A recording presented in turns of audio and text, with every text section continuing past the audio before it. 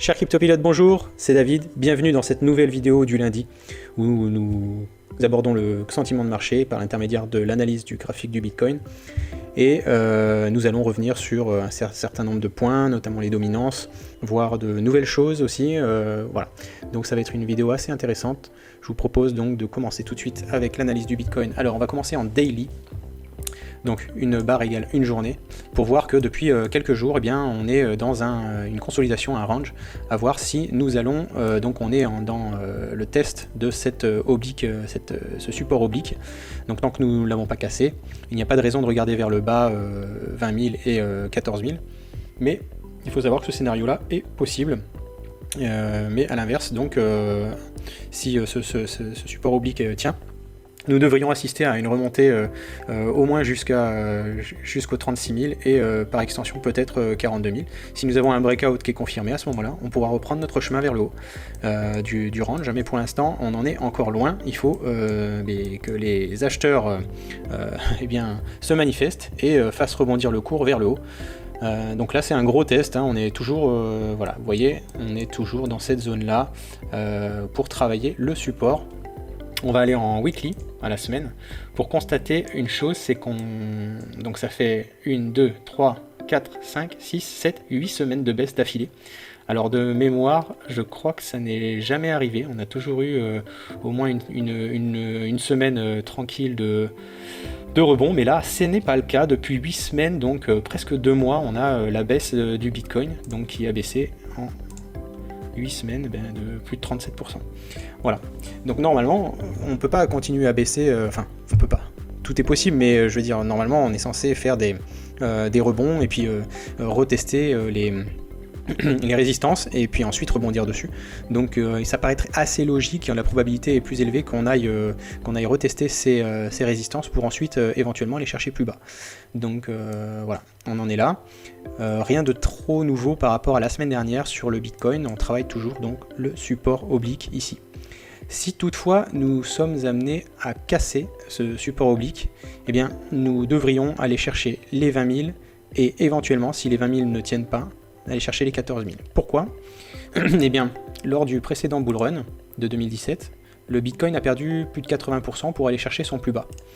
Là, si nous reproduisons le même schéma, on devrait se retrouver 80% autour donc des 14 000. Voilà. Donc ça c'est un scénario envisageable. Ça s'est déjà produit, perdre 80% de sa valeur. Et nous avons plusieurs indicateurs qui nous l'indiquent. Alors notamment la capitalisation totale des crypto-monnaies. Donc c'est ici. Pour l'instant on est à 1295 milliards de dollars. Et lors du précédent bull run, on est passé de 775 milliards à 110, donc avec une perte de 85%. Et donc si on le fait de la même façon ici, 85%, on serait également dans ces eaux-là, 416 milliards, ce qui correspondrait donc à un Bitcoin à 14 000 dollars, 14-15 000 dollars. Donc, et vous voyez, donc il y a des supports entre temps qui vont être compliqués à casser, notamment celui-là, celui de l'ancien plus haut du bull run, et ensuite donc venir retester le breakout qui a eu lieu ici. Donc ça paraît possible.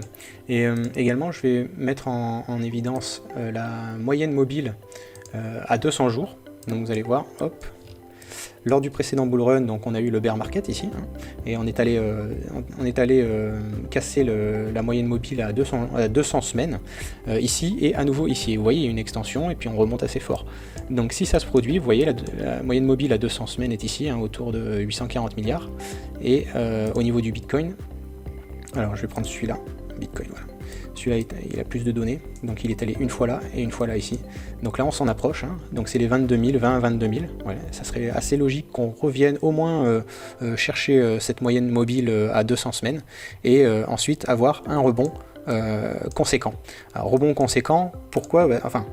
Là, vous voyez, ici, il y a eu 300% de rebond. Donc si on extrapole, si ça doit se reproduire, on prend un peu en dessous parce que voilà. Et donc ça peut aller très haut. Voilà. Alors c'est ça c'est les cryptos, donc on perd 80% de sa valeur, ici, tac, 85%, et on rebondit de 300%. c'est assez impressionnant, mais c'est comme ça, les crypto-monnaies, c'est ainsi. Donc voilà, 20 000, 22 000 et ensuite les 14 15 000, c'est un scénario qui peut se produire. Bon. Alors ensuite, on va aller voir le dominance de l'USDT, donc on a un plus haut ici. Alors si ça devient à se produire, eh bien la dominance de l'USDT devrait exploser cette résistance oblique voilà, vers le haut. Si on vient aller. Alors je pense que un double top en USDT, en dominance d'USDT ici, correspondrait à un Bitcoin à 22-24 000. Donc c'est tout à fait probable. Et ensuite un rebond qui remettrait la dominance de l'USDT vers le bas, ce qui ferait pumper toutes les cryptos, avec normalement un bon rebond. La dominance du Bitcoin, eh bien, on a fait un breakout autour du 9 mai, mais donc on n'a pas encore eu le retest. Donc, pour l'instant, il n'y a pas d'inquiétude à avoir sur la dominance du Bitcoin, et on est toujours dans le range entre les 48% et les 40% ici. Donc à voir si c'est un fake breakout. Dans ces cas-là, si c'est un fake breakout et que ça vient à casser les 40%, on devrait avoir une alt season, donc une saison pour les alts, c'est-à-dire des alts qui pumpent de façon importante. Voilà. Alors je vais aborder pour en terminer le Ripple. Je me suis pas encore penché dessus dans les vidéos du lundi, mais le Ripple, c'est une crypto qui ne respecte pas tellement les cycles de marché, qui respecte surtout les news venant des États-Unis, et là en ce moment ils ont un procès avec la SEC, hein, le gendarme financier américain. Et on voit dans le passé donc cette dominance peut passer de 0,72% à 20% et même plus. Hein. Donc ça fait des pics, et vous voyez que chaque barre c'est une semaine, donc vous voyez que ces pics sont violents, et donc ça fait un petit moment qu'on n'en a pas eu. Donc faut la surveiller du coin de l'œil, le XRP, à n'importe quel moment elle peut partir. On voit que la dominance est à 1,55, et si elle vient à aller chercher sa première résistance, c'est-à-dire 5-6%, eh bien donc le Ripple prendrait 4 ou 5% de l'ensemble de la capitalisation boursière des crypto-monnaies. Et donc si on est toujours sur 1000 milliards hein, dans ces eaux-là, eh bien le Ripple prendrait 50 milliards, ce qui veut dire autour, vu la quantité de monnaie de XRP émis, on serait sur $1 ou $1,20 que le XRP prendrait. Donc là actuellement le XRP se trade à 0,42, et lorsqu'on voit les courbes du XRP, on peut très bien imaginer que ils viennent, là il est en train de fabriquer un très très beau triangle descendant qui peut se casser au niveau des 0,65, 0,70 et ensuite aller chercher les 1,30 sans problème. Voilà, le XRP, suivant les news venant des États-Unis, peut très bien aller à l'encontre complet du Bitcoin et des autres alts. Hein. Lui, il fait sa vie tranquillement dans son coin. Voilà. Donc là, il a eu des problèmes avec la SEC. Il n'a pas vraiment profité du dernier bull run, de la spéculation, mais on sait très bien que c'est une bombe à retardement, ce XRP, et que bien si le procès vient à clôturer en sa faveur, il prendra de la valeur. Alors après, savoir quand est-ce qu'acheter ou pas, on enverra des signaux en temps et en heure, mais il me semble intéressant de le garder du coin de l'œil, donc peut-être que durant les prochaines vidéos, je reviendrai dessus. Voilà.